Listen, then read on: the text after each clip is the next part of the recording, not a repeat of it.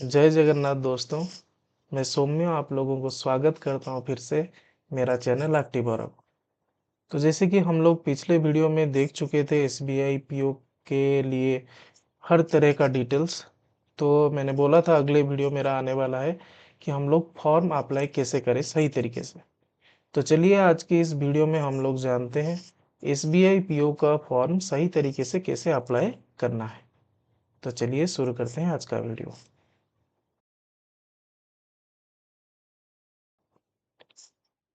तो हम लोग आ चुके हैं अभी कंप्यूटर के स्क्रीन पे। तो हमें क्या करना है, एसबीआई पीओ का फॉर्म अप्लाई करने से पहले वेबसाइट पे जाने से पहले हमें कुछ चीज़ें पहले से सेव करके रख लेनी है ताकि हम लोग सही तरीके से फॉर्म सही टाइम पे डाल सकें। ठीक है, तो वो क्या क्या चीज़ें हैं वो मैं बता देता हूँ। जैसे कि आप यहाँ देख सकते हैं, पहले हमें क्या करना है ना, एक हैंड रिटन डिक्लेरेशन लिखना है। ठीक है, हैंड रिटन डिक्लेरेशन मतलब ये रूल है अभी एसबीआई का, चाहे आप क्लर्क डालें या फिर पीओ, उसमें आपको एक डिक्लेरेशन लिखना पड़ता है। ये जो फॉर्मेट मैंने यहाँ पे लिखा है इसी फॉर्मेट में आपका डिक्लेरेशन लिखना होगा। और ध्यान रखिएगा, डिक्लेरेशन कैपिटल लेटर में नहीं लिखना है, सब स्मॉल लेटर में लिखना है। ठीक है, ये जैसा लिखा है बिल्कुल इसी फॉर्मेट पे आपको एक खुद लिखना है। एक प्लेन पेपर और एक ब्लैक पेन से लिखना है, ब्लू पेन से नहीं, ब्लैक पेन से आपको लिखना है। और उसका फाइल साइज आपको कंप्रेस करना है 50 केबी से लेके 100 केबी तक। ठीक है, और मेरा आप अगर एसबीआई क्लर्क वाला वीडियो देखोगे तो उसमें मैंने बता दिया है, एक वेबसाइट आता है वहाँ पे आप इजीली कंप्रेस कर सकते हैं फोटोज को। अगर किसी को पता नहीं है तो प्लीज़ जाके वो वाला वीडियो देख लीजिए, वहाँ से वो वाला जो वेबसाइट है वहाँ को आप जाके फाइल साइज ऑब्टेन कर सकते हैं। ठीक है, तो पहला चीज़ हमको जो चाहिए वो है hand written declaration in a plain paper with black pen, और जिसका साइज होना चाहिए 50 केबी से लेके 100 KB, and this is the format. Okay, second चीज़ हमें क्या चाहिए ना, लेफ्ट थंब का इम्प्रेशन। ओके, जो कि चाहे ब्लैक इंक से हो या फिर ब्लू इंक से, हमें लेफ्ट थंब का इम्प्रेशन चाहिए।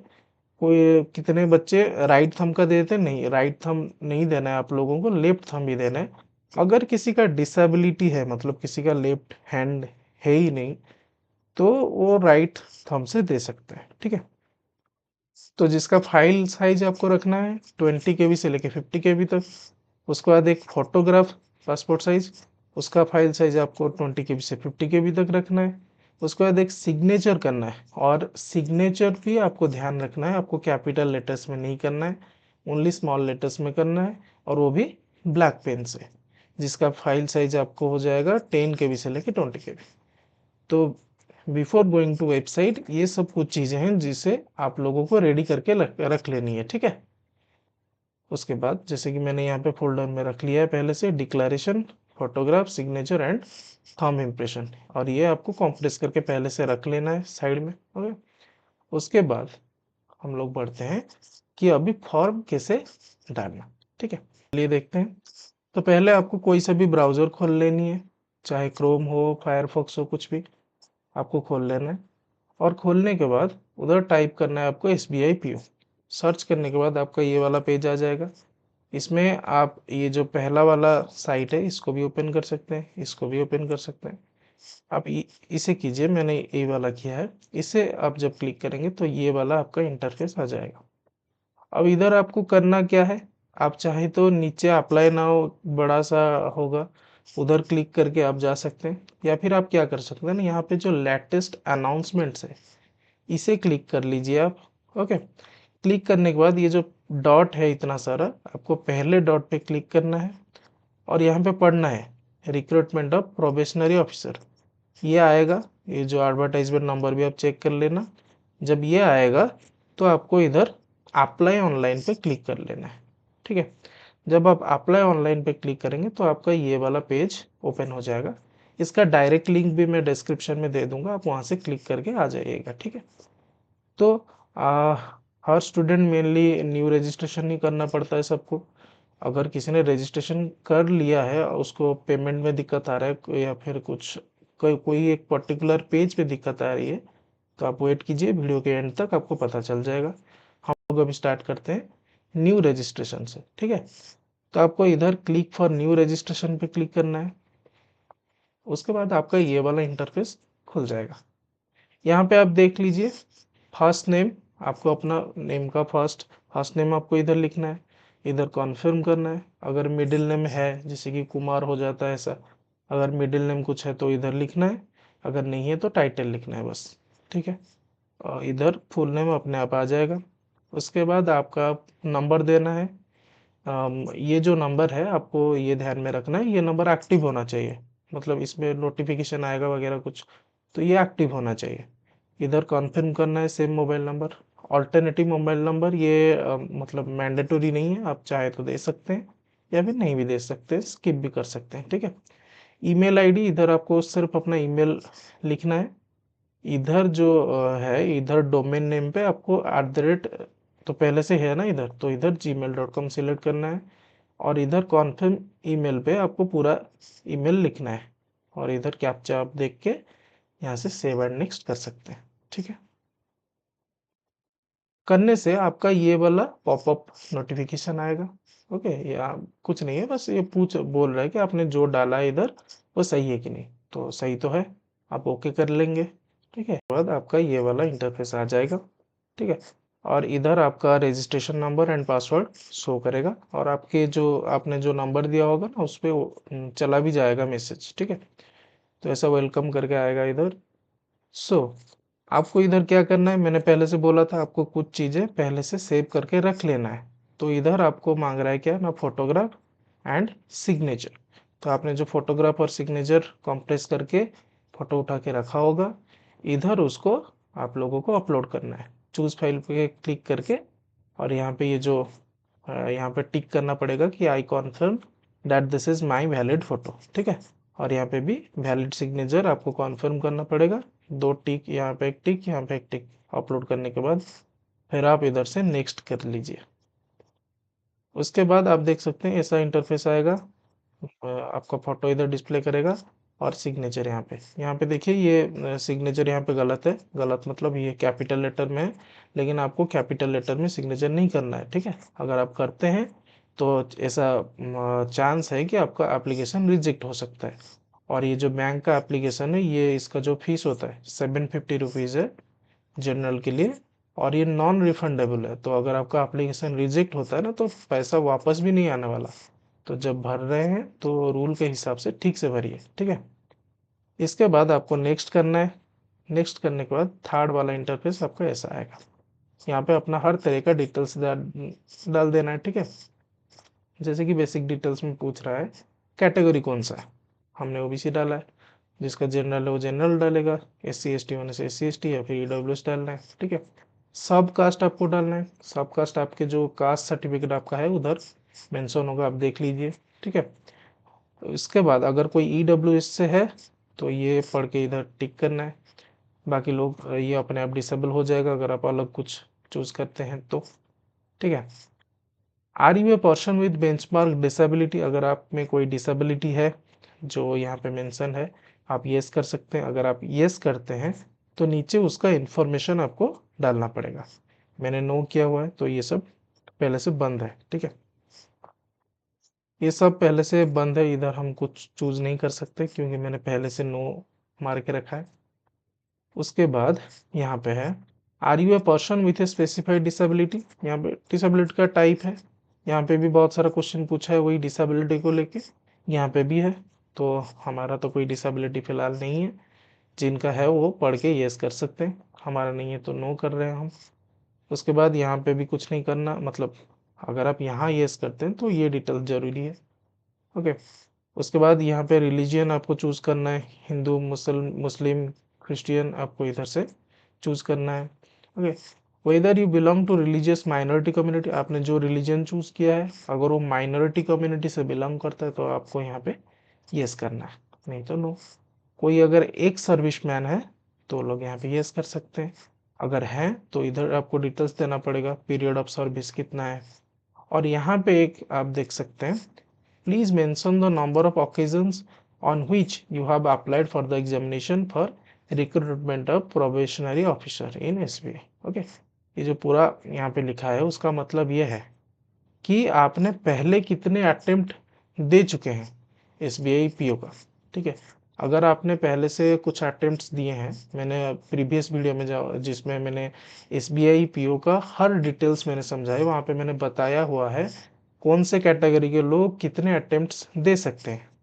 तो आप वो वाला वीडियो देख लीजिए अगर आपको कोई डाउट है कि कितना हम लोग अटेम्प्ट दे सकते हैं, आपका कितना अटेम्प्ट्स हुआ है। बाकी मैं इतना बता देता हूँ, अगर आपने प्रीलिम्स क्वालिफाई करके मेंस अपियर किए हैं ना, तो मेंस आपका मतलब काउंट होता है एज अ अटेम्प्ट। अगर आप प्रीलिम्स दिए हैं, सिर्फ मेन के लिए क्वालिफाई नहीं हुए हैं, तो वो आपके एक अटेम्प्ट में गिना नहीं जाएगा। मेंस के लिए क्वालिफाई होकर मेंस देते हैं, तभी वो आपका एक अटेम्प्ट होगा। अगर किसी ने कितना भी अटेम्प्ट दिया है, कोई अगर दो दिया है, तो इधर 02 लिख सकता है। हमने तो कुछ नहीं दिया, तो इधर 00 हमने लिख दिया। ठीक है, उसके बाद यहाँ पे पढ़ लीजिए आप नोट।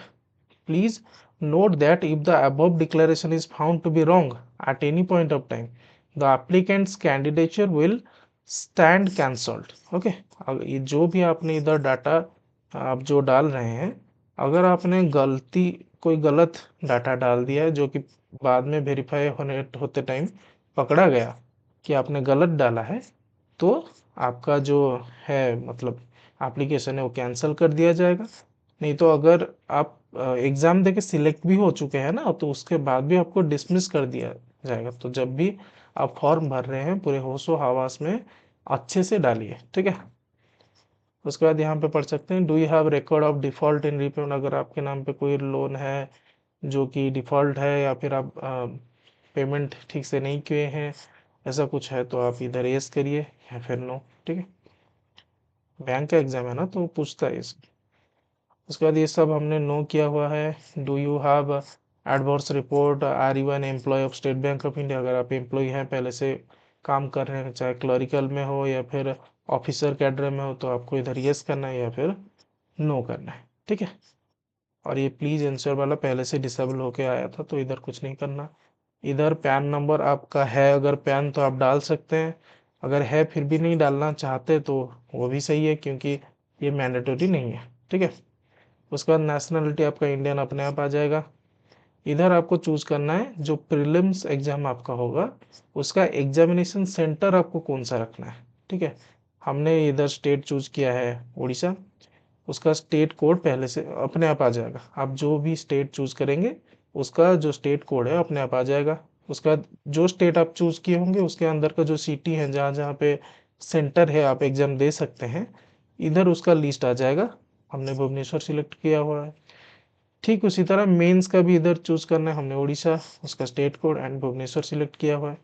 ओके, उसके बाद I intend to bring the following ID when appearing for the examination. यहाँ पूछा है कि आप जब एग्जामिनेशन देने जाएंगे, आप अपना आईडी लेके जाएंगे, आइडेंटिटी प्रूफ कुछ इधर टिक करना है, और कौन सा आईडी प्रूफ आप लेके जाएंगे इधर आपको चूज करना है। इधर बहुत सारा ऑप्शन होगा, वोटर आईडी, आधार कार्ड, पैन कार्ड एक्सेट्रा, आपको इधर चूज करना है। हमने आधार कार्ड सिलेक्ट किया।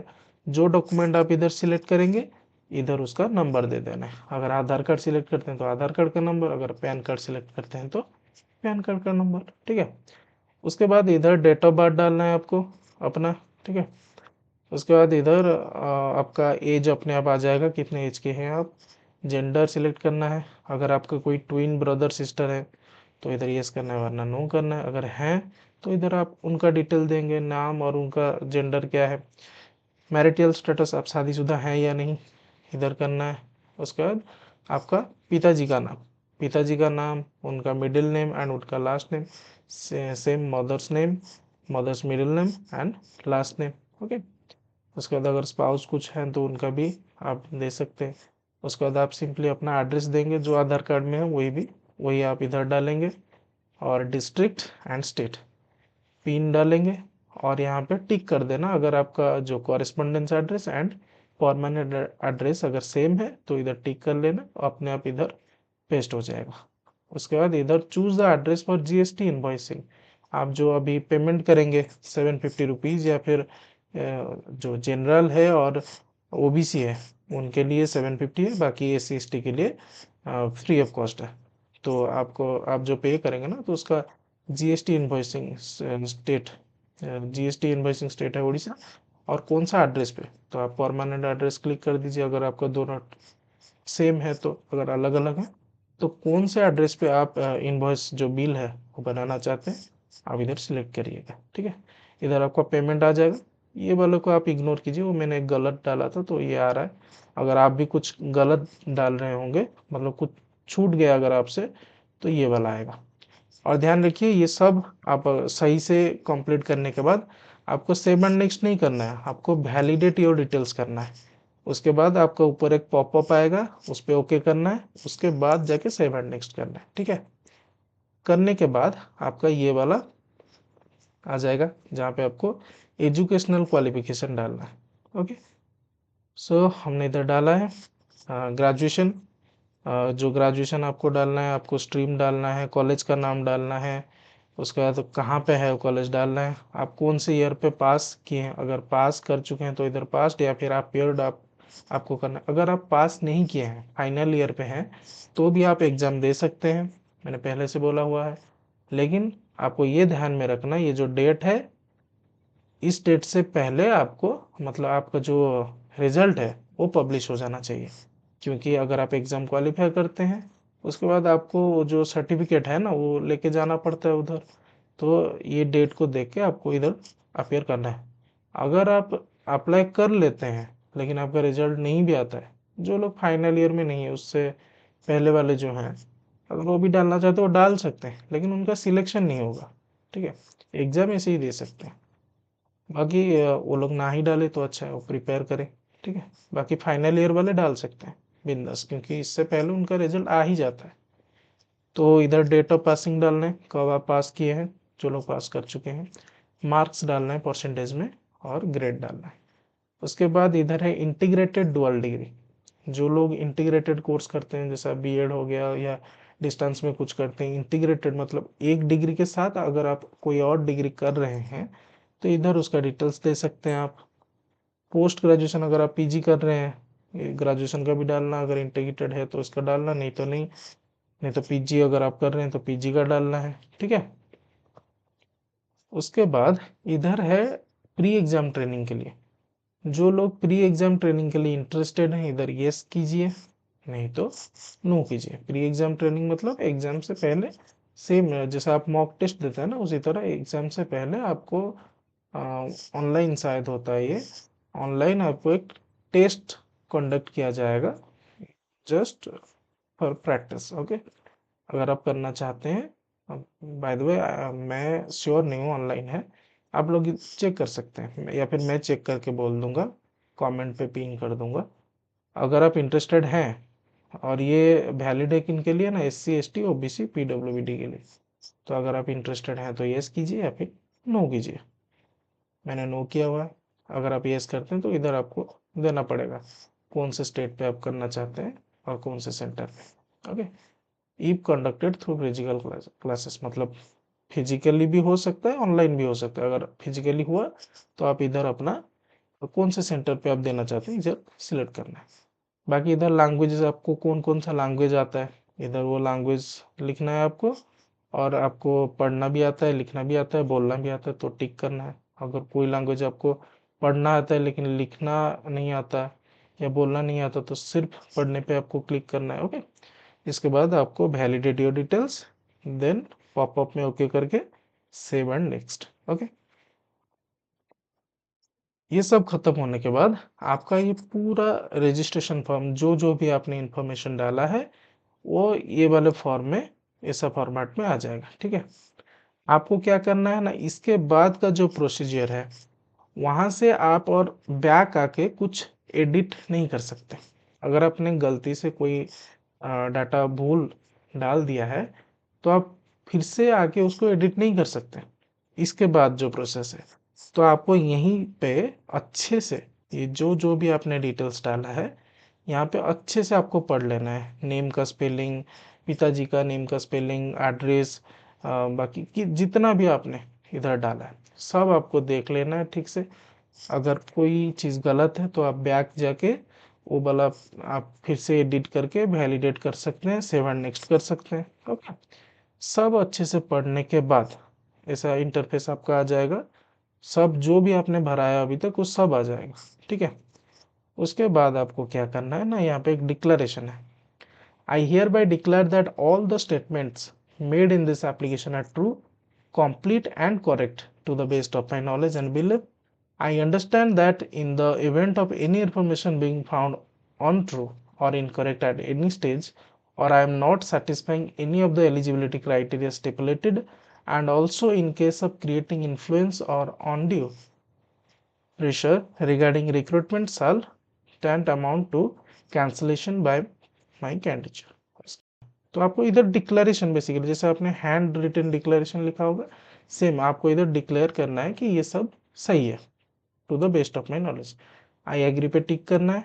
फिर I confirm that my name as filled by me in the application form exactly matches with the name in my ID proof. जो आपका ID proof है, पैन कार्ड या आधार कार्ड, उसमें जो नेम है आपका और ये जो एप्लीकेशन में आपका जो नेम है, अगर वो पूरा सेम है तो आपको इधर आई कॉन्फर्म पे टिक करना है। अगर सेम नहीं है, कुछ अलग है, आपने चेंज किया है, एडिट करवाया है, तो इधर भी आप टिक करके कंप्लीट रजिस्ट्रेशन पे क्लिक कर दीजिए।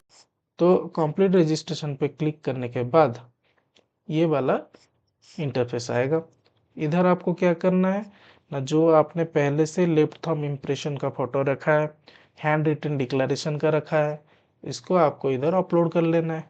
ठीक है, अपलोड करने के बाद ये वाला कैप्चा फिलअप करके सेव एंड नेक्स्ट कर देना। उसके बाद ये वाला इंटरफेस आएगा पेमेंट का। आपको कितना पैसा, ओबियसली सबको 750 देना है, बस SC ST इनका फ्री है। तो 750 इधर आ जाएगा आपका। सिक्योरिटी कोड आपको कैप्चा डालना है, फिर सबमिट पे क्लिक कर लेना है। उसके बाद ये वाला इंटरफेस आएगा। इधर आपको अगर क्रेडिट कार्ड में देना है तो कार्ड नंबर वगैरह सब दे के मेक पेमेंट, या फिर डेबिट कार्ड अगर देना है तो यही सेम आएगा। इंटरनेट बैंकिंग अगर करना है तो वहाँ से कर सकते हैं।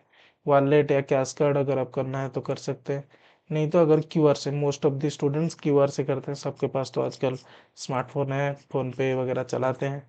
तो आपको अगर QR से करना है तो QR पे क्लिक कीजिए। उसके बाद ये वाला इंटरफेस आएगा। मेक पेमेंट पे क्लिक करने के बाद आपका वो QR कोड शो होगा। ओके, QR कोड, वहाँ से आप आराम से पेमेंट कर सकते हैं थ्रू फ़ोनपे, पेटीएम वगैरह, आप जो जो भी यूज कर सकते हैं, QR कोड स्कैन करके आप पेमेंट कर सकते हैं। बस इतना करने के बाद आपको अपना जो एप्लीकेशन फॉर्म है वो डाउनलोड कर लेना है, और बाकी आपका कंप्लीट हो जाएगा पूरा रजिस्ट्रेशन। आपका जो एप्लीकेशन नंबर और पासवर्ड है वो ऑलरेडी आपको आपके पास मैसेज आ गया होगा, उसको ज़रा सेव कर लेना। जब आपको कोई मतलब चेक करना होगा या एप्लीकेशन डाउनलोड करना होगा तो आप लॉगिन करके डाउनलोड कर सकते हैं। बाकी आई होप आपका हर तरह का डाउट क्लियर हो गया होगा। अगर फिर भी कोई डाउट है एप्लीकेशन को लेके तो आप कमेंट बॉक्स पे कमेंट कर सकते हैं। मैं श्योरली रिप्लाई करूंगा एंड ट्राई करूंगा आपका इशू सॉल्व करने के लिए। बाकी आज के लिए इतना ही था। आप बने रहिए हमारे साथ। मैं इसके बाद एक और वीडियो लाने वाला हूँ जिसमें मैं ये बताऊंगा कि आपको कौन कौन सा टॉपिक श्योरली कवर करना है। मतलब SBI PO के लिए ये टॉपिक तो बहुत ज़रूरी है, आपको ये सब ज़रूर से ज़रूर क्लियर करके जाना है। ठीक है, तो इम्पोर्टेंट टॉपिक और सिलेबस के ऊपर वीडियो जल्द से जल्द आने वाला है, शायद कल या परसों तक आ जाएगा। उसके लिए आपको सब्सक्राइब करना है। ओके, और ये वीडियो आपके जो सब दोस्त हैं जो SBI PO के लिए प्रिपेयर हो रहे हैं, अभी फॉर्म डालना है, उनके पास आप ये शेयर कीजिए। बाकी आज के लिए इतना ही। Thank you. जय जगन्नाथ।